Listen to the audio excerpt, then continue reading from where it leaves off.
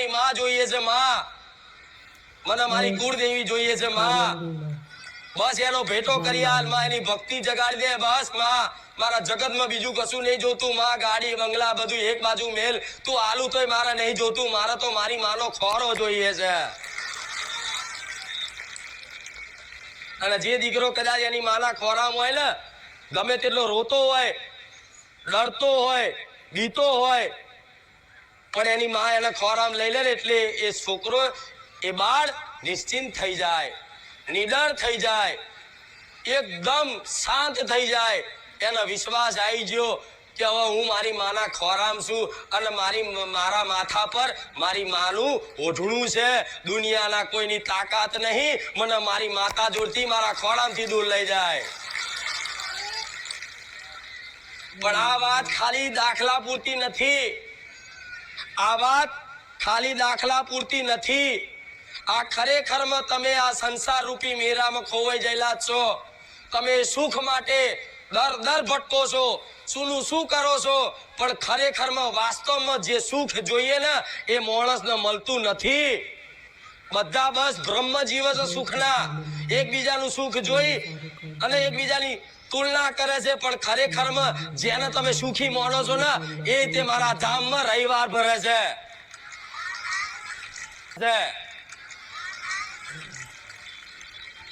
તો આ સંસારમાં ક્યાંય સુખ નહીં મળે, દોડો જેટલું દોડવું હોય એટલું, આખી જિંદગી પૂરી થઈ જશે, મૃત્યુ આવી જશે, યમરાજનું ટાણું આવી જશે, પણ આ તમારા દુઃખનો અંત કોઈ નહીં કરી શકે। દુનિયામાં વિશ્વાસ રાખજો, ના કોઈ મનુષ્ય, ના કોઈ દેવ, ના કોઈ દેવી, ના દેવતા, પણ જ્યાં સુધી તમે આ વાતને સ્વીકાર ના કરો કે આ મેળામાં અમે ખોવાઈ ગયેલા છે, તો આ મેળામાં ખરેખરમાં અમે કોને શોધવા આવ્યા હતા, કોને પ્રાપ્ત કરવા આવ્યા હતા, તમારા ઉદ્દેશનું તમને જ્ઞાન થશે ને તો આપે રૂપે તમારી માં ગોડા ચોય ફરવા નહીં દે, ચોય મોનતા બાધા રાખવા નહીં દે, ઘેર બેઠા તમારી માં એવું ભલું કરશે ને અને તમારી બધી મનની મનોકામના, તમે જે અત્યાર સુધી સપના જોયા, જે વિચાર્યું છે અને જે તમારી માતાને યોગ્ય લાગશે ને અને જેની જીવનમાં આવશ્યકતા છે ને એ જો તમારા ઘરના આંગણે તમારી કુળની માતા ના લઈ આલે ને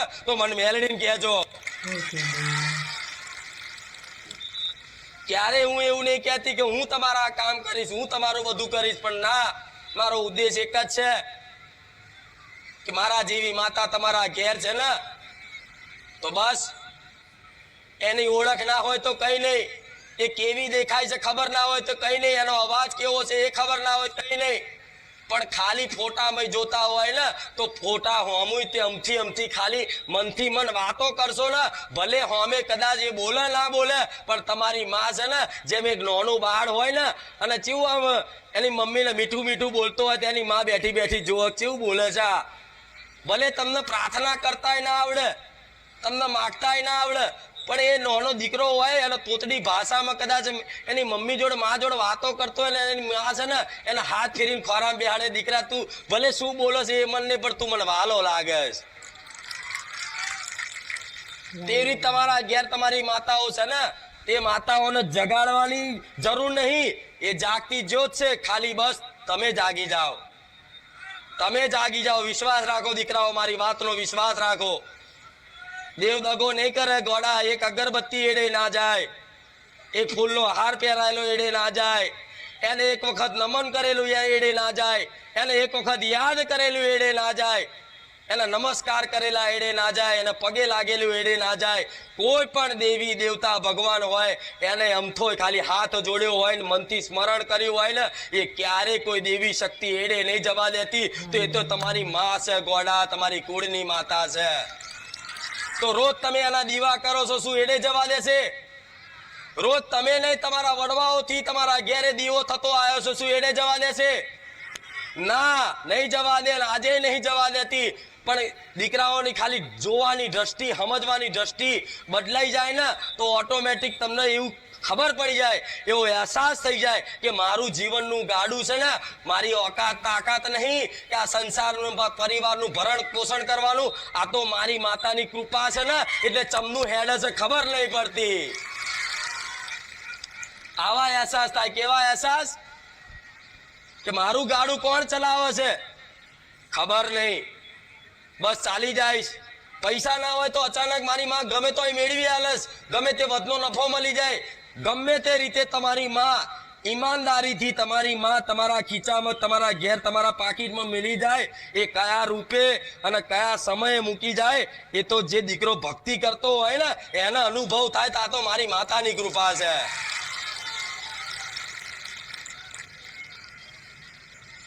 તો આવો ડગલે ને પગલે ગોડા તમારી માને ચિંતા છે. તમે જેમ પોતાનું ઘર લેવા માટેની એક ચિંતા કરતા હોય ને તો પોતાની માને, તમારી કુળદેવીને તમારી ચિંતા હોય કે દીકરો એક વખત મારી બાજુ સન્મુખ થઈ જાય ને તે ઘર માગે છે આટલું અને હું મહેલ બોધાલું. એ માગે છે આટલું પણ મારો તો મહેલ બોધ્યાલો છે. પણ એક વખત દીકરો બધી કામનાઓ મૂકી પણ એ બસ એક વખત મારો બની જાય ને, ભલે એને જ્ઞાન નહીં માતા શું છે એનું જ્ઞાન ના હોય, પણ ખાલી દેવી શક્તિ છે અને મારા ઘેરાઈ છે અને મારી છે. બસ ગયા રવિવાર વાત કરી હતી ને એનો સંબંધ સ્વીકાર કરી લો, એના તરફથી તેને સ્વીકારેલા છે એટલે તો જીવો છો.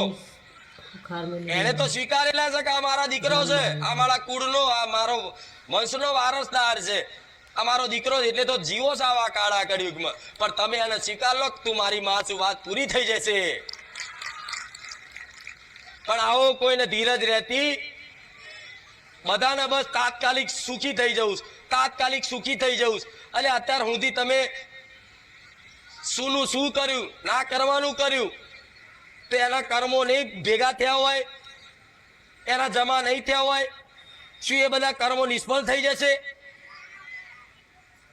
અને સુખ દુઃખ જીવનમાં કોને નહીં આવતું? કોને નહીં આવતું? સુખ દુઃખ પરિવર્તનશીલ છે. રોજ કહું છું કે ઘડીક સુખ ઘડીક દુઃખ, ઘડીક સુખ ઘડીક દુઃખ, આ ચાલતું જ રહેવાનું આખી જિંદગી. માતાઓ સાક્ષાત તમારી જોડે વાતો કરતી હશે ને તોય તમારે દુઃખ વેઠવા પડશે. જેવું સાક્ષાત તમારા રૂબરૂ કાનમાં વાતો કરતી હશે ને, પડદે તમારી જોડે વાતો કરતી હશે, ફોટામાંથી અવાજ કાઢતી હશે ને, પણ તોય તે અમુક દુઃખ તો તમારા વેઠવા જ પડે ને. રામકૃષ્ણ પરમહંસ ખબર છે, મહાકાળી માના ઉપાસક મહાપુરુષ અને પરમહંસ કહેવાય. જેવા મહાકાળીના ઉપાસક સાક્ષાત એમની જોડે મહાકાળી વાતો કરતી, હાથો હાથ કોરિયા ખવડાવતા રામકૃષ્ણ પરમહંસ. તોય તે કદાચ રામકૃષ્ણ પરમહંસને છેલ્લે કેન્સર થયું ને તો દુનિયા વિચાર કરે કે આવી માતાથી કેન્સર શું થયું છે, અને તમને આ કેન્સર દેખાય છે, પણ અંદર મારી માતાનો આનંદ કેટલો છે તમને શી ખબર? તમને શી ખબર? સુખી દુખી તમે ક્યાંથી છો? મનથી. પણ મન તમારું જો તમારી મામાં પરોવી જાય તો દુઃખ તો બહારની પરિસ્થિતિમાં ગમે તેટલા આવે પણ એનો અહેસાસ નહીં થવા દે તમારી માતા. વિશ્વાસ રાખજો, સમય જતો રહેશે ખબર નહીં પડે. કદાચ આટલામાં પતવા આટલું મોટું નુકસાન પડવાનું આટલામાં પતાઈ દેશે. એ અમુકને વિચાર આવતો હોય કે સારું છે ને હું પેલા ભક્તિ નતો કરતો ને તારે તો સારું હતું, પણ સારું હમણાંથી કે મેં દીવાબત્તી અને માતાની બધી વાતો સાંભળી અને જીવનમાં થોડી નીતિની ઈમાનદારી સત્યતા સત્યના માર્ગ ઉપર ચાલવાનું કર્યું ને એટલે હારી તકલીફ બહુ વધી જાય, અચાનક વધી જાય. તો એનું કારણ કહું તમને, એનું કારણ શું છે? એનું કારણ એક જ છે કે તમે જેવા ધરતી પર કર્મ કર્યા છે એવા કર્મનું ફળ તમને મળે ને. આ વિધાન છે, ભગવાનનો બનાવેલો નિયમ છે. જેમ કાનૂનના નિયમ કેવા હોય છે કે રોડ ઉપર લાયસન્સ વગર જાવ, સિગ્નલ તોડો એટલે તરત એનો દંડ થાય, ભરવો પડે, થાય ને આવું. એ કાનૂનમાં તો કદાચ પોલીસ વાળાને 50-100 રૂપિયા આલીને જતા રહો, છૂટી જાવ, એ ચાલી જાય. પણ આ કાનૂનમાં કોઈનું ચાલતું. એટલે તમે આ ધરતી પર જે કર્યું, સારું કર્યું કે ખોટું કર્યું, એ બધા તમારા કર્મો નોટ થયેલા હોય. અને કહેવાય છે કે તમે જો કુળદેવીની ભક્તિ કરવાની ચાલુ કરો અને સત્યના માર્ગ ઉપર આવવાનું ચાલુ કરો અને માતાની વાતો, ભજન, સ્તુતિ, કથાઓ વાપરવાનું ચાલુ કરો અને બહુ ભક્તિભાવમાં રંગાવ ને એટલે અમુક લોકોનો પ્રશ્ન એવો હોય કે અરે ભક્તિ ચાલુ કરીને તાની વધારે તકલીફ પડી, એવા કંઈક છે. તેનો જવાબ વાપરો જ સમ પડે. એનો જવાબ એટલે પડે તમને તકલીફ કે તમે દીવો તમારી માતાનો કરો ને, આ તમારા જીવનમાં એક અંધકાર થઈ ગયો. સમજો દાખલો આલો, તમારું જીવન એકદમ અંધકારમય થઈ ગયું. કેવું? અંધકારમય, એકદમ અંધકારમય. બરોબર? હવે તમે તમારા જીવનમાં એક જ્ઞાનની જ્યોત, જ્ઞાનનો દીપક તમારા જીવનમાં પ્રગટાવો ને, એટલે અંધારામાં જો એક જ દીવો અહીં ચાલુ હોય અને આખું અંધારું હોય બધી બાજુ, ચારે બાજુ, અને દીવો પ્રગટે ને તો આજુબાજુના જીવડા હોય ને બધા દીવામાં પડે કે નહીં? એક જ દીવો ચાલુ હોય ને આજુબાજુ અંધકાર હોય, તે દીવો ચાલુ કરો ને તો ઓટોમેટિક આજુબાજુના બધા જીવડા છે ને એ પ્રકાશ જોઈને પડે દીવામાં. તે એવી રીતે તમે ભક્તિ ચાલુ કરો, માતાને કદાચ સત્યના માર્ગ ઉપર આવો, મારા રોમનું નામ લેવાનું ચાલુ કરો, તો દુઃખ આવે ને તો તમારે એવું સમજી લેવાનું કે મારી માં છે ને મારા કર્મો જે થયેલા હોય ને એ જલ્દી મોકલી અને એ કર્મો નષ્ટ કરે છે. હવે જલ્દી મારો સુખના દાડા આવવાના છે. કેવું કે જલ્દી મારી માં છે ને દુઃખ વધારે નાખશે કે લે દીકરા ભોગવી લે, હેડ લે દીકરા ભોગવી લે, દીકરા ભોગવી લે, હેડ ફટાફટ તારું ખાતું ખાલી કરું છું. પણ દીકરાઓ સમજો નહીં આ બધી વાતો. અમુક ભક્તિ છોડ દે, દીવાબત્તી છોડ દે, માતાઓને મેણું મારી લે, તારા બેઠે દુઃખ. 12 મહિનાથી 2 વર્ષથી તારી ભક્તિ કરું છું, તને ખબર નહીં પડતી, તને દેખાતું નહીં આટલું બધું મેં કર્યું, આ ચમ તકલીફ આવી થાય કે નહીં?